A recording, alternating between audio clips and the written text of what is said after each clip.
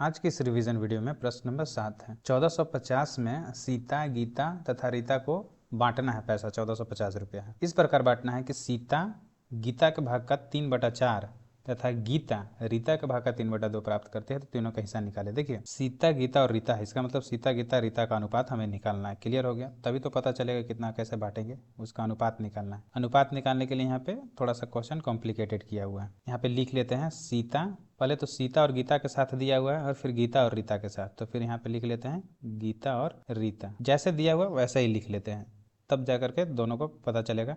और दोनों में ये दिख रहा है कि कॉमन है गीता, तो अनुपात यहाँ से क्लियर हो जाएगा। ऐसे ही निकालेंगे। 1450 रुपये है। सीता गीता के भाग का 3/4, गीता को अगर हम 4 देते हैं तो सीता को 3/4 मिलेगा। सीता को 3/4 का मतलब 4 से 4 कट जाएगा तो 3 बचेगा। अगर ऐसे नहीं समझ में आ रहा है तो देखिए ये लिखा हुआ है सीता गीता के भाग का 3/4 है, तो जो नीचे वाला है वो बाद वाला का दे दीजिए, पहले वाला के ऊपर वाला और बाद वाला के। जैसे सीता है तो सीता के लिए 3 रख लीजिए और गीता के लिए 4 रख लीजिए। ऐसा भी बना सकते हैं। नहीं तो कोई ऐसा नंबर मानिए जो कट के बराबर हो जाए। अगर उसको हम 4 मान लेते हैं गीता के लिए और सीता को 3/4 देना है तो 4 से 4 कट जाएगा, 3 हो जाएगा। सिंपल से याद रखिए कि ऊपर वाले को, पहले वाले को ऊपर में रखिए और बाद वाले को नीचे में। तो गीता के लिए हम 4 रख लेते हैं और सीता के लिए 3 यहाँ रख लेते हैं। और यहाँ पे गीता और रीता के भाग का 3/2 प्राप्त करती है। गीता के लिए 3 रख लीजिए और रीता के लिए 2 रख लीजिए, तो रीता के लिए 2 हो जाएगा और गीता के लिए 3 हो जाएगा। ये अनुपात बी और बी अनुपात सी दिया हुआ है, तो कैसे निकालते हैं उसी को निकालने के लिए यहाँ पे कर लेंगे। तो क्या करता है कि बीच वाले का अनुपात को बराबर कर लिया जाता है,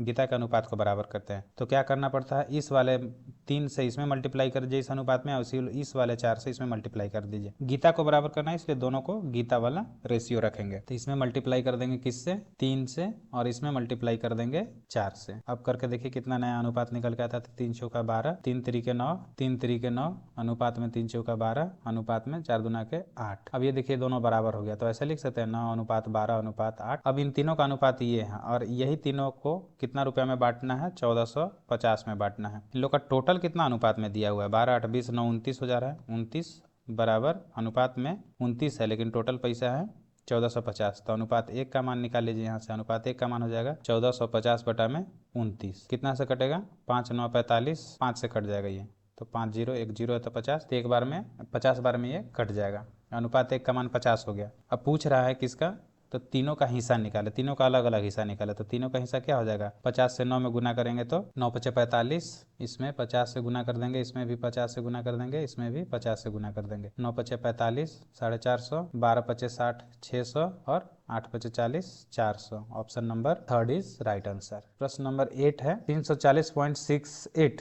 की राशि को एक्स, वाई तथा जेड में इस प्रकार बांटा जाता है कि एक्स को जेड से 5.72 रुपया अधिक तथा वाई को एक्स से 2.24 अधिक मिलता है। जेड को कितना मिलेगा? जब भी ऐसा पॉइंट में देता है और अनुपात में होता है ना, तो हटा दीजिए इसको कंसीडर ही मत कीजिए रेस दशमलव को। इसको सीधा सीधा मान लीजिए कि यहाँ पे 3 दिया हुआ है, 34,068 रुपया दिया हुआ है, ऐसे सीधा मान लीजिए। यहाँ पे 5.72 है तो उसको 572 मान लीजिए। सीधा सीधा निकालिए, कैलकुलेशन आसान रहेगा, फिर झंझट में फंस जाइएगा दशमलव के चक्कर में। यहाँ बोला है एक्स है, वाई है और जेड है। हम तीनों को मान लेते हैं, अगर कोई एक अमाउंट मान लेते हैं, जेड को कितना मिलेगा, कैसे कैसे बांटा है उसके अनुसार से। यहाँ पे बोला है कि एक्स को जेड से इतना अधिक रुपया मिलता है। कितना रुपया अधिक मिलता है, तो एक्स को हम मान लेते हैं, ये मान लेते हैं। तो जेड से अधिक ये ऑलरेडी है, मतलब इसको कम मिला होगा 572 रुपया, ये इक्वेशन निकल गया। अब फिर बोलता है कि वाई को एक्स से 224 रुपया अधिक मिलता है, इसको 224 ही कंसीडर कीजिए, 2.24 नहीं। तो एक्स से, एक्स के है तो के से कितना अधिक मिला हुआ है,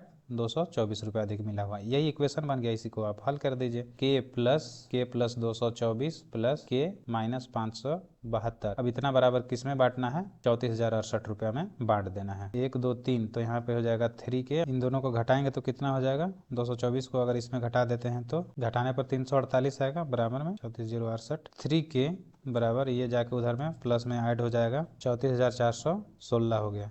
के बराबर निकालिएगा तो 34,416 बटा में 3 काट दीजिएगा, कितना बार में कट जाएगा, 3 इकाई 3 काटिएगा तो ये कट जाएगा 11,472 आ जाएगा। के बराबर इतना अमाउंट निकल के आया। मतलब जो अमाउंट हम लोग माने हैं, एक्स का अमाउंट कितना है, एक्स को कितना रुपया है, तो 11,472 रुपया।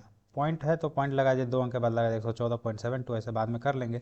लेकिन पूछा किसका, एक्स का नहीं पूछा, जेड को कितना मिलेगा। तो जेड का अमाउंट कितना है, के माइनस 572। के का मान कितना निकल के आएगा, 11,472 माइनस 752। घटाइएगा तो के का मान कितना, घटाइएगा तो जेड का मान कितना निकल के आ जाएगा, जेड का मान निकल के आएगा 100 ये आ जाएगा। अब जेड का मान 10,900 निकल के आया। अब दशमलव है तो दशमलव 2 अंक के बाद यहाँ पे दे दीजिए तो जेड का मान यही हो जाएगा और यही आंसर हो जाएगा। Option number 2 is right answer.